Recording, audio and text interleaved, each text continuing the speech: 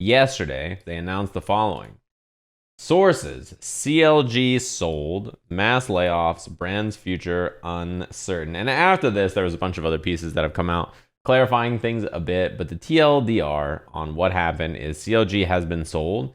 They're getting rid of everything that is not League of Legends on the team and laying off all the staff that are unrelated to that. This is not a new thing. For a little while now, like you guys may have noticed, a lot of esports teams imploding. This is one of many. And it's not even just esports, right? There's also been, I mean, you guys saw the Twitch layoffs not that long ago. Places like Summit closing, 100 Thieves having to get rid of people, The Guard, TSM, CLG, etc., etc., etc. It is a real shame for CLG. They just picked up new players the other day, right? I don't know if you guys saw.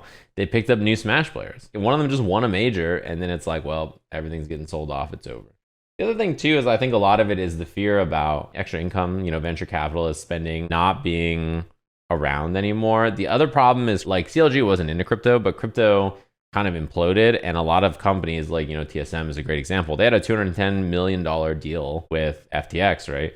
And that exploded. And for us, yes, we are like, hey, crypto, what did you think was going to happen? But this is a real shame. I mean, you've seen how many teams have exploded in the last, 2 or 3 months, and it's only going to be more and more and more, I assume. I definitely encourage you to support everybody who gets bounced out of this team, because there's going to be a lot of them, and a lot of them are really awesome, and they're probably pretty sad about the very sudden news, given that CLG was just signing people. They had no idea CLG was picking up people that other teams lost, right? The next team will maybe do the same, and the next one, and yeah. They picked the nicest possible people to pick up for their fighting game team. They're like, what if we grabbed like Cuddlecore?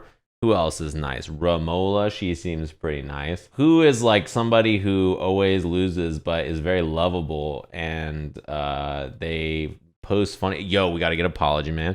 And then after that, we need someone who's like on the contact. Oh, Brian F. It's also a real shame in our community because stuff like Run It Thursdays was awesome for people to get commentary practice. Tons of people got commentary practice off of that.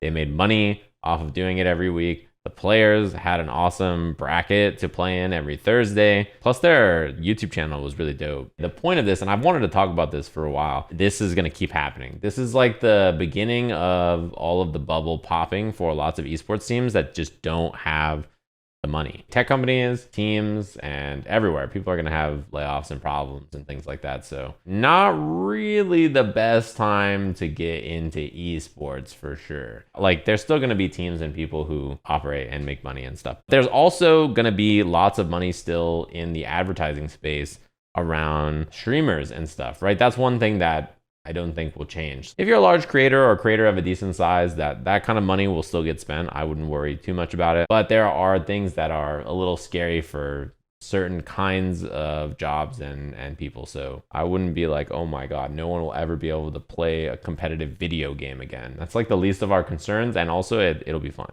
Particularly for our community, I don't think the esports bubble popping is going to affect lots of our events in an extremely noticeable way, more than just the price increase. The price increase of everything is probably a bigger deal than esports teams in particular. It being so hard to run stuff and get venues and like make things happen, that's more important than like, oh no, TSM laid off some people. Most of the brands and stuff that held fighting games are like big brands that I don't think you have to worry about that much. Things like Red Bull, Sony. I don't think you have to be too concerned about them going somewhere. We have like a pretty important network of stuff that is sustainable without this, right? But there's lots of things that are going to be more expensive, and we'll see how they do. It's leaving a BTS and Run It Thursday shaped hole in my heart. Maybe my Discord will rally up and I can run it. They just need to figure out the algorithm. Someone get bones on the case. That's why I was thinking about sending players to events I don't go to, and I'm just watching at home.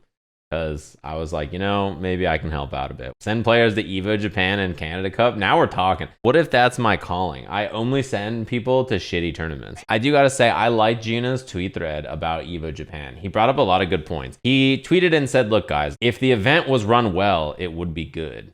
If we fix all of the event's problems, it would be a good event. And I was like, damn, that's so true. Why didn't I think about it that way? Listen. Poor Apology Man. My point is not that he loses. My point is that he loses in some dreadfully unlucky way. He really is winning and you're like, damn, he's about to do it. And then he throws some item and it combos into something and then he dies. And you're like, well. His Evo Japan run, he lost to Gobo twice. How can he be so unlucky?